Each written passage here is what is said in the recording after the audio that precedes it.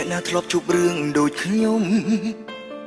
គ្រួសារបងខំអើយរៀបការអោយប្រកាតាក់ទងជាមួយនឹងសង្សារហាមតវ៉ានឹងច្បាប់បញ្ជា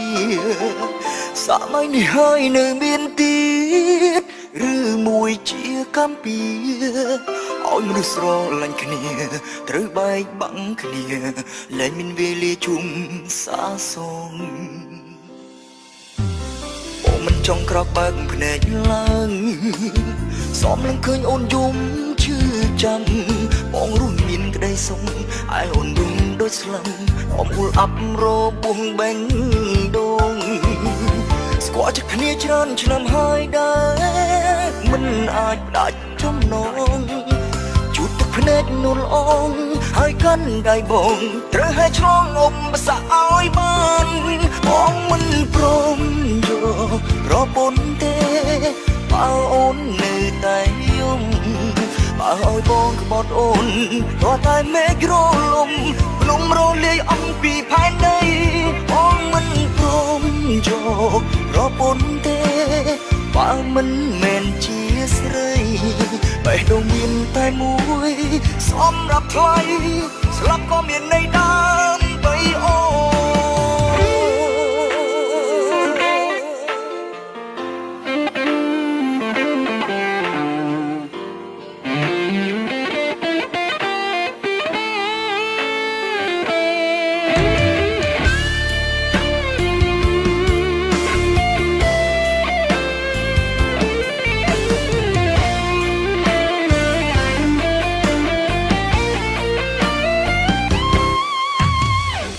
ចង់ក្រោកបើកភ្នែកឡើង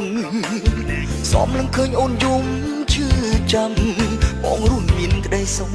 ឯអូនរំដូចស្លឹមអមអ៊ុលអាប់របួងបេងដូងស្គាល់ចិត្តគ្នាច្រើនឆ្នាំហើយដែរមិនអាចផ្ដាច់ចំណងជួបទឹកភ្នែកនួលអងហើយកាន់ដៃបងត្រូវឲ្យឆ្លងអុំបសាឲ្យបានបងមិនព្រមយកប្រពន្ធទេបើអូននៅតែយំបើឲ្យបងក្បត់អូនក៏តែមេឃរលំភ្នំរលាយអំពីផែនដីបងមិនព្រមយកប្រពន្ធទេ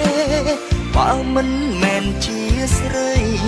បេះដូងមានតែមួយសម្រាប់ថ្លៃស្លាប់ក៏មានន័យដើម្បីអូ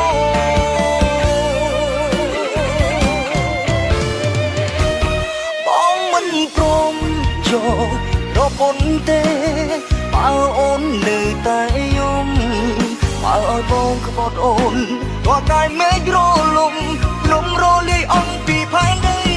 បងមិនព្រមយកប្រពន្ធទេបើមិនមែនជាស្រី